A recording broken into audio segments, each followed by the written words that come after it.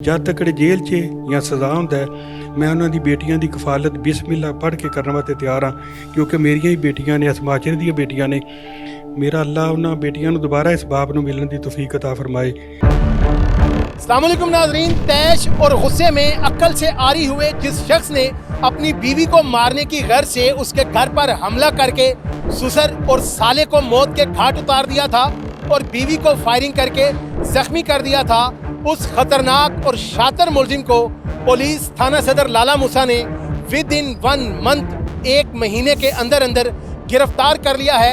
ये मुलजिम इंतहाई शातिर था जो पुलिस को बार बार चकमा देता रहा और गिरफ्तारी से बचता रहा। बिलाखिर ये गिरफ्तारी मुमकिन कैसे हुई, ये SHO थाना सदर लाला मूसा सगीर बदर साहब यहाँ पर मौजूद हैं, उनसे जानते हैं। यहाँ पर एक बात ज़रूर मेंशन करना चाहूँगा, SHO सगीर बदर साहब की यहाँ पर तैनाती का बेसिक मकसद ही यही था, बुनियादी मकसद ही यही था कि ये जो डबल मर्डर केस का मुलजिम है इसकी गिरफ्तारी को यकीनी बनाया जाए। 1-5 ਤਰੀਕ ਨੂੰ ਇਹਨੇ ਵਕੂਆ ਕੀਤਾ, ਆਪਣਾ ਸਾਲਾ ਸਸੁਰ ਔਰ ਆਪਣੀ ਬੀਵੀ ਨੂੰ ਗੋਲੀਆਂ ਮਾਰੀਆਂ। 2 ਜਿਹੜੇ ਬੰਦੇ ਮੌਕੇ ਤੇ ਫੌਤ ਹੋ ਗਏ। ਇਹ ਉੱਥੋਂ ਫੌਰਨ ਮੌਕੇ ਤੋਂ ਫਰਾਰ ਹੋ ਕੇ ਕਰਾਚੀ ਚਲਾ ਗਿਆ।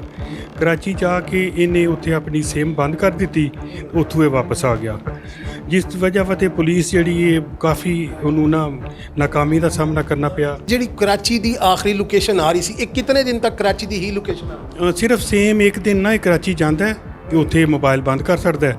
ਮੋਬਾਈਲ ਬੰਦ ਕਰਕੇ ਤੇ ਉਸੇ ਦਿਨ ਇਹ ਵਾਪਸ ਆ ਜਾਂਦਾ ਹੈ।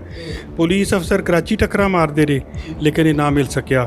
ਮੇਰੇ ਤੋਂ ਪਹਿਲੇ SHO ਸਾਹਿਬ ਨੇ ਕਾਫੀ ਮਿਹਨਤ ਕੀਤੀ ਲੇਕਿਨ ਉਹ ਕਾਮਯਾਬ ਨਾ ਹੋਏ। ਇਹ ਵਾਪਸ ਆਪਣੇ ਪਿੰਡ ਆ ਗਏ ਨਾ, ਇਹ ਮੁਖਤਲਿਫ ਇਲਾਕਿਆਂ 'ਚ ਫਿਰਦਾ ਰਿਹਾ। ਇਹ ਤਕਰੀਬਨ ਜਿਸ ਵਕਤ ਇਹਨੂੰ ਗ੍ਰਿਫਤਾਰ ਕਰਕੇ ਇੰਟਰੋਗੇਸ਼ਨ ਕੀਤਾ ਤੇ ਇਹ ਕਹਿੰਦਾ ਕਿ ਮੈਂ ਉਸ ਤੋਂ ਬਾਅਦ ਸਫ਼ਰ 'ਚ ਹੀ ਰਿਹਾ ਨਾ, ਕਦੇ ਕਿਸੇ ਸਾਈਡ 'ਤੇ ਜਾ ਰਿਹਾ, ਕਦੇ ਕਿਸੇ ਸਾਈਡ 'ਤੇ ਜਾ ਰਿਹਾ।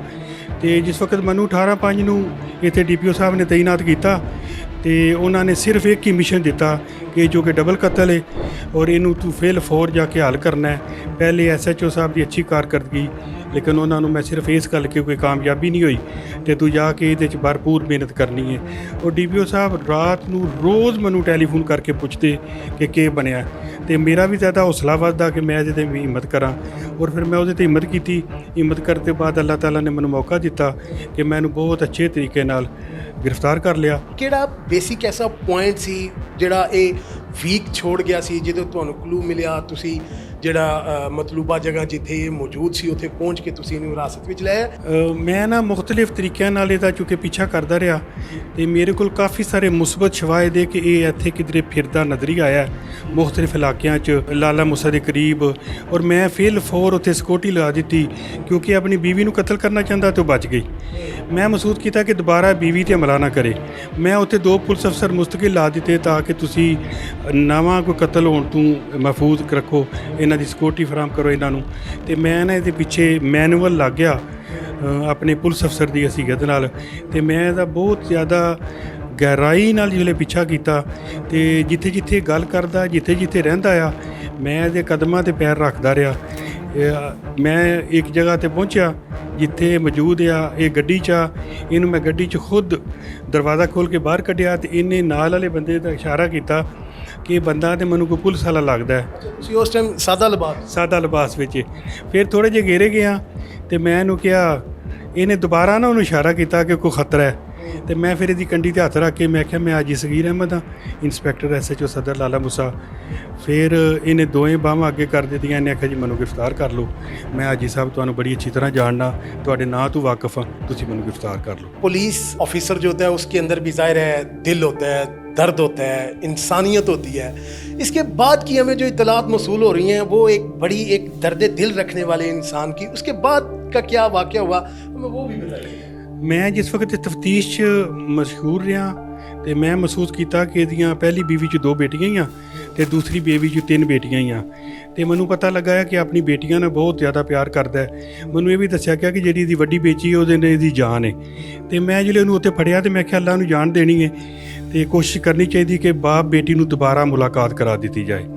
ਮੈਂ ਇਹਨਾਂ ਨੂੰ ਫਿਲ ਫੋਰ ਲੈ ਕੇ ਇਹਦੀ ਬੇਟੀ ਦਰਸ਼ ਹਾਫਿਜ਼ ਕੁਰਾਨ ਹੈ, ਮੈਂ ਉੱਥੇ ਗਿਆ ਤੇ ਉੱਥੇ ਜਾ ਕੇ ਫਿਰ ਇਹਨੂੰ ਮੈਂ ਉਹਨਾਂ ਨਾਲ ਮੁਲਾਕਾਤ ਕਰਾਈ ਤੇ ਉਸ ਮੁਲਾਕਾਤ ਦੇ ਦੌਰਾਨ ਮੈਂ ਵੀ ਆਪ ਦੀਦਾ ਹੋ ਗਿਆ ਕਿ ਜ਼ਾਹਿਰ ਹੈ ਮੈਨੂੰ ਬੜੀ ਤਕਲੀਫ ਹੋਈ, ਮੈਂ ਵੀ ਬੇਟੀਆਂ ਵਾਲਾ ਤੇ ਮੈਨੂੰ ਇੰਝ ਹੀ ਮਹਿਸੂਸ ਹੋਇਆ ਕਿ ਜਿਸ ਤਰ੍ਹਾਂ ਮੇਰੀ ਬੇਟੀ ਰੋ ਰਹੀ ਹੈ ਤੇ ਮੈਂ ਉਹਦੇ ਸਿਰ ਤੇ ਹੱਥ ਫੇਰਿਆ, ਮੁਖਤਸਰ ਜਿਹਾ ਉਹਨੂੰ ਨਜ਼ਰਾਨਾ ਦਿੱਤਾ ਤੇ ਉਸ ਵੇਲੇ ਮੈਨੂੰ ਕਿਹਾ ਕਿ ਤੂੰ ਬੜਾ ਹੀ ਨਾਮਰਾਦ ਆਦਮੀ ਹੈ ਕਿ ਜਿਹਨੇ ਇਹਨਾਂ ਦੋ ਬੱਚੀਆਂ ਦੀ ਮਾਂ ਤੇ ਪਹਿਲਾਂ ਟੁਰ ਗਈ ਹੈ ਤੇ ਤੂੰ ਬਾਪ ਵੀ ਜਾ ਰਿਹਾ ਤੈਨੂੰ ਯਤੀਮ ਕਰ ਦਿੱਤਾ ਹੈ। ਉਹਨਾਂ ਦਰਸ ਵਾਲਿਆਂ ਨੂੰ ਕਿਹਾ ਕਿ ਇਹਨਾਂ ਦਾ ਅੱਜ ਤੋਂ ਬਾਅਦ ਮੈਂ ਬਾਪ ਆ, ਇਹਨਾਂ ਦੀ ਕਿਸੇ ਮਦਦ ਦੀ ਜ਼ਰੂਰਤ ਹੋਵੇ ਮੈਂ ਦੇਣ ਵਾਸਤੇ ਤਿਆਰ ਆ ਤੇ ਮੈਂ ਉਹਨਾਂ ਦੀ ਹੁਣ ਵੀ ਤਿਆਰ ਆ, ਜਦ ਤੱਕ ਜੇਲ੍ਹ 'ਚ ਜਾਂ ਸਜ਼ਾ ਹੁੰਦਾ ਹੈ ਮੈਂ ਉਹਨਾਂ ਦੀ ਬੇਟੀਆਂ ਦੀ ਕਫਾਲਤ ਬਿਸਮਿਲ੍ਲਾ ਪੜ੍ਹ ਕੇ ਕਰਨ ਵਾਸਤੇ ਤਿਆਰ ਹਾਂ, ਕਿਉਂਕਿ ਮੇਰੀਆਂ ਹੀ ਬੇਟੀਆਂ ਨੇ, ਅਸਮਾਚਰ ਦੀਆਂ ਬੇਟੀਆਂ ਨੇ।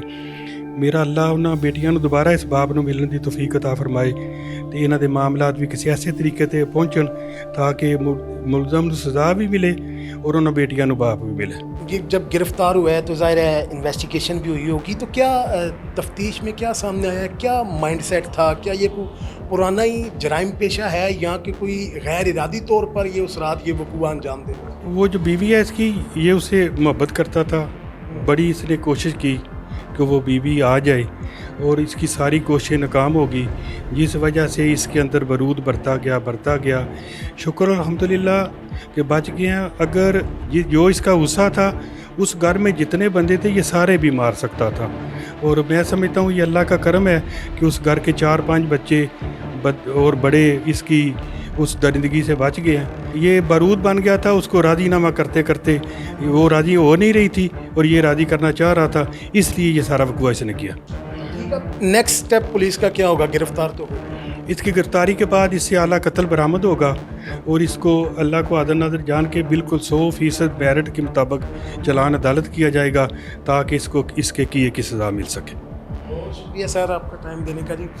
ये थे जी हमारे साथ SHO थाना सदर लाला मूसा हाजी सगीर अहमद भद्दर साहब। आपने इनकी वो पेशा वराना महारत भी देखी, वो सलहितें भी देखी जिन्हें बरूए कार लाते हुए ये हाजी साहब इस मुलजिम तक पहुँचे और इसको गिरफ़्तार किया। और सबसे जो बड़ा पहलू, जो सबसे बड़ा नुक्ता है, हमारे महकमा पुलिस में अक्सर औकात अवाम, अक्सर औकात शहरी ये शिकायत करते दिखाई देते हैं कि इसमें कुछ ऐसी काली भेड़ें हैं जिन्होंने इस महकमे को बदनाम कर दिया है, लेकिन ये हाजी साहब इस महकमे का हकीकी चेहरा हैं, ये रियल फेस हैं। इनके अंदर आपने देखा है किस तरह से इंसानियत कूट कूट कर भरी है। एक ऐसा मुलजिम जो डबल मर्डर का मुलजिम है, जिसने डबल मर्डर का ऑफेंस किया है, उसकी बेटियों को जाके किस तरह उनके सर पे दस्ते शफकत रखा और ये ज़िम्मेदारी उठाई कि जब तक भी ये बंदा जेल में है, इसको जो भी सज़ा होती है, तब तक ये उन बच्चियों पर वालिद बनकर उन पर अपना दस्ते शफकत रखेंगे।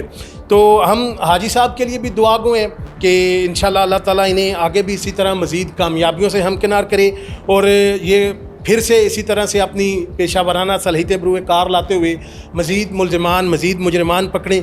तो फिर हम इनके पास दोबारा हाज़िर होंगे। अपने मेज़बान अली अकबर, तौसीफ़ जावेद, हमें दीजिए इजाज़त।